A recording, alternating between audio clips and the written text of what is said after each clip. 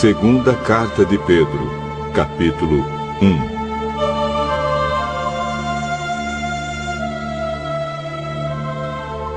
Eu, Simão Pedro, servo e apóstolo de Jesus Cristo, escrevo esta carta a vocês que, por causa da bondade do nosso Deus e Salvador Jesus Cristo, receberam uma fé tão preciosa como a nossa. Que a graça e a paz estejam com vocês e aumentem cada vez mais, por meio do conhecimento que vocês têm de Deus e de Jesus, o nosso Senhor.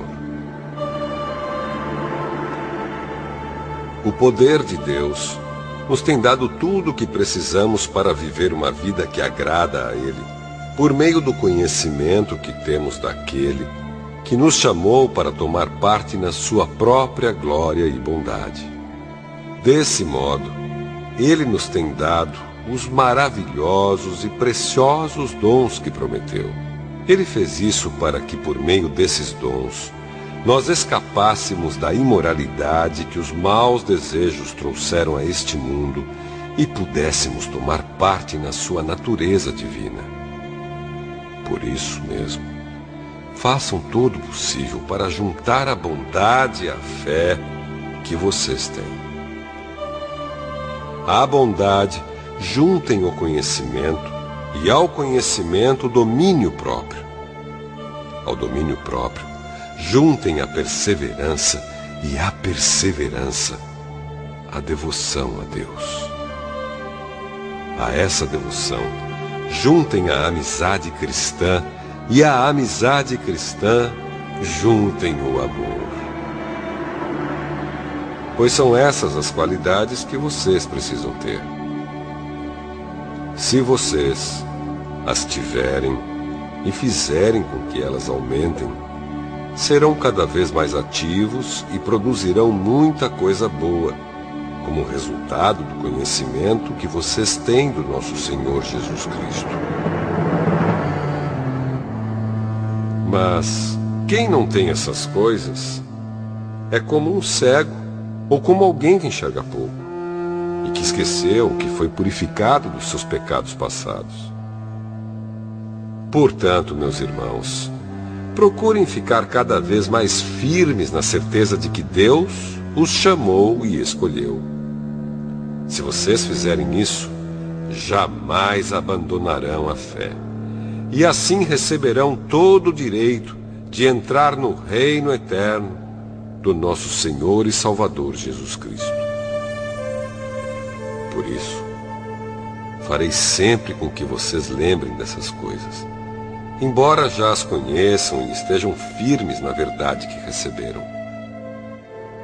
Penso que, enquanto eu viver, é justo que faça com que vocês lembrem dessas coisas, pois sei que logo terei de deixar este corpo mortal, como o nosso Senhor Jesus Cristo me disse claramente. Portanto, farei tudo o que puder para que depois da minha morte, vocês lembrem sempre dessas coisas. Nós não estávamos contando coisas inventadas quando anunciamos a vocês a vinda poderosa do nosso Senhor Jesus Cristo, pois com os nossos próprios olhos nós vimos a sua grandeza. Nós estávamos lá quando Deus, o Pai, lhe deu honra e glória. Ele ouviu a voz da suprema glória dizer: "Este é o meu filho querido, que me dá muita alegria." Nós mesmos ouvimos essa voz que veio do céu quando estávamos com o Senhor Jesus no Monte Sagrado. Assim temos mais confiança ainda na mensagem anunciada pelos profetas.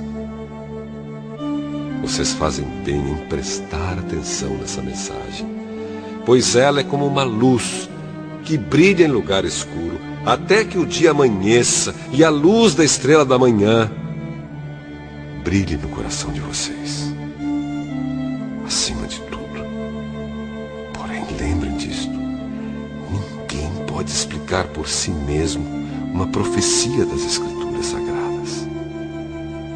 pois nenhuma mensagem profética veio da vontade humana, mas as pessoas eram guiadas pelo Espírito Santo quando anunciavam a mensagem que vinha de Deus.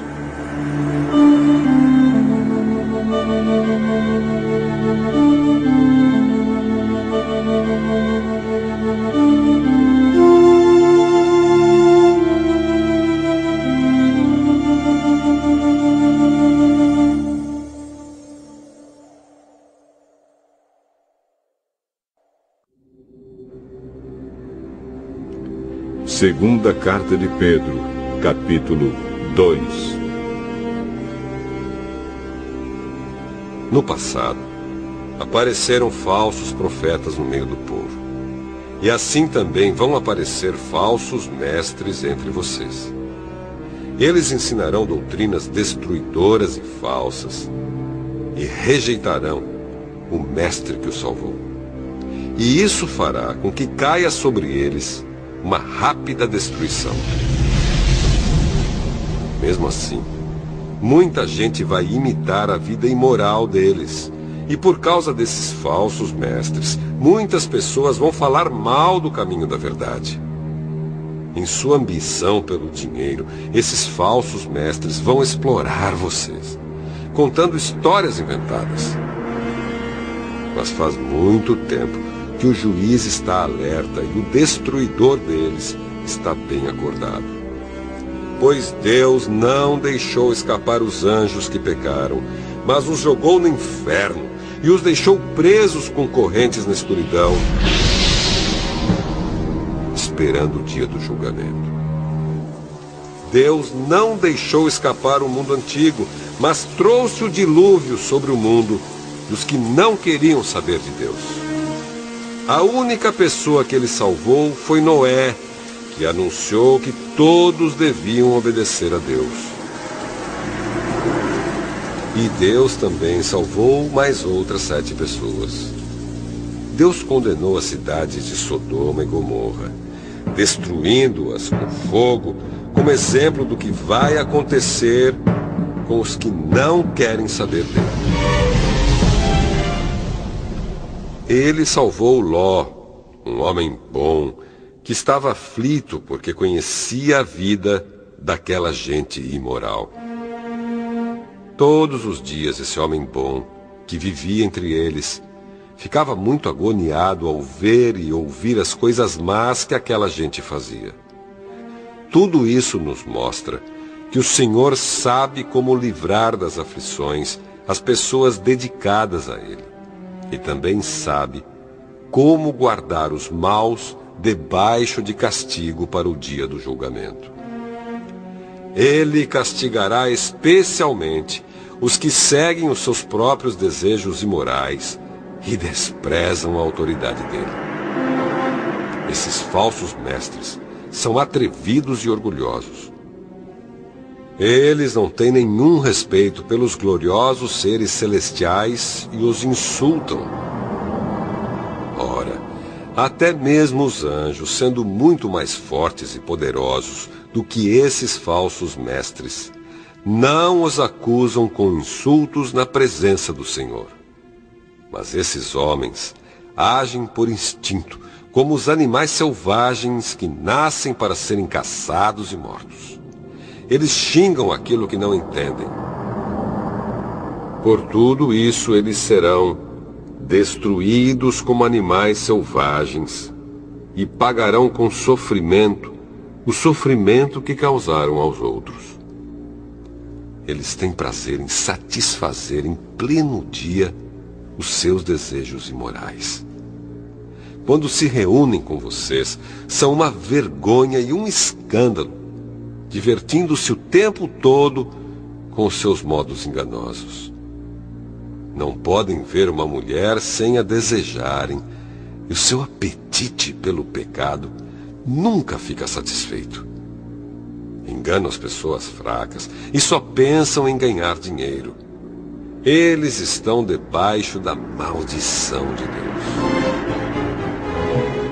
Andam perdidos porque se desviaram do caminho certo. Seguem o caminho de Balaão, filho de Beor, que cobiçou o dinheiro que ia receber fazendo mal e foi repreendido por causa do seu pecado.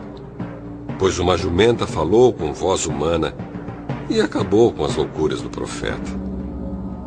Esses falsos mestres são como poços sem água e como nuvens levadas pelo vento. Deus reservou para eles um lugar na mais profunda escuridão. Eles dizem coisas orgulhosas e loucas, e com os seus desejos impuros e imorais, enganam as pessoas que estão quase escapando daqueles que vivem no erro. Prometem liberdade a essas pessoas, mas eles mesmos são escravos de hábitos imorais, pois cada pessoa é escrava daquilo que a domina. Portanto, aqueles que chegaram a conhecer o nosso Senhor e Salvador Jesus Cristo e que escaparam das imoralidades do mundo, mas depois foram agarrados e dominados por elas, ficam no fim em pior situação do que no começo.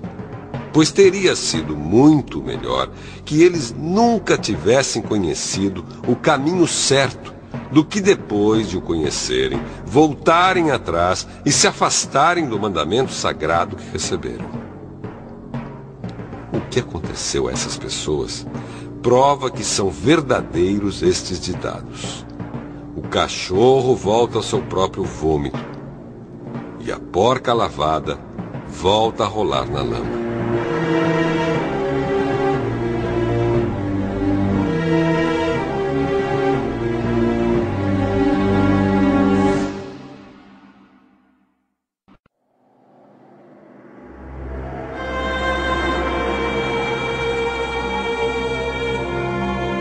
Segunda carta de Pedro, capítulo 3.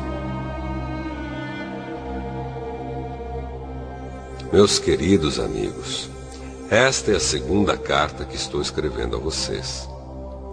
Nessas duas cartas, procuro despertar pensamentos puros na mente de vocês, fazendo com que lembrem dessas coisas. Quero que lembrem das palavras ditas há muito tempo pelos santos profetas e do mandamento do nosso Senhor e Salvador, que foi dado a vocês por meio dos apóstolos que anunciaram o Evangelho a vocês. Primeiro, vocês precisam saber que nos últimos dias vão aparecer homens dominados pelas suas próprias paixões. Eles vão zombar de vocês, dizendo: "Ele prometeu vir, não foi? Onde está ele? Os nossos pais morreram, e tudo continua do mesmo jeito que era, desde a criação do mundo." Esses zombadores esquecem, de propósito, que há muito tempo Deus deu uma ordem, e os céus e a terra foram criados. Esquecem que a terra foi formada da água e no meio da água, e também que pela água do dilúvio o mundo antigo foi destruído. Mas os céus e a terra, que agora existem, estão sendo guardados pela mesma ordem de Deus, a fim de serem destruídos pelo fogo. Estão sendo guardados para o dia do julgamento e da destruição dos que não querem saber de Deus. Meus queridos amigos, não esqueçam isto. Para o Senhor, um dia é como 1000 anos, e 1000 anos como um dia. O Senhor não demora a fazer o que prometeu, como alguns pensam. Pelo contrário, Ele tem paciência com vocês, porque não quer que ninguém seja destruído, mas deseja que todos se arrependam dos seus pecados. Porém, o dia do Senhor chegará como um ladrão. Naquele dia, os céus vão desaparecer com um barulho espantoso e tudo o que há no universo será queimado. A terra e tudo o que existe nela vão sumir. Sabendo que tudo isso vai ser destruído assim, então que tipo de gente vocês precisam ser? A vida de vocês deve ser agradável a Deus e dedicada a Ele. Esperem a vinda do dia de Deus e façam o possível para que venha logo. Naquele dia, os céus serão destruídos com fogo. E tudo o que há no universo ficará derretido. Porém, Deus prometeu, e nós estamos esperando um novo céu e uma nova terra, onde tudo será feito de acordo com a vontade dele. Por isso, meus amigos, enquanto vocês esperam aquele dia, façam o possível para estar em paz com Deus, sem mancha e sem culpa diante dele. Lembrem que a paciência do nosso Senhor é uma oportunidade para vocês serem salvos. Pois o nosso querido irmão Paulo, com a sabedoria que Deus lhe deu, escreveu a vocês sobre esse assunto. E foi isso mesmo que ele disse em todas as suas cartas quando escreveu a respeito disso. Nas cartas dele, há algumas coisas difíceis de entender, que os ignorantes e os fracos na fé explicam de maneira errada, como fazem também com outras partes das Escrituras Sagradas. E assim, eles causam a sua própria destruição. Mas vocês, meus amigos, já sabem disso. Portanto, tomem cuidado para não serem levados pelos erros de pessoas imorais e para não caírem da sua posição segura. Porém, continuem a crescer na graça e no conhecimento do nosso Senhor e Salvador Jesus Cristo. Glória a Ele, agora e para sempre. Amém.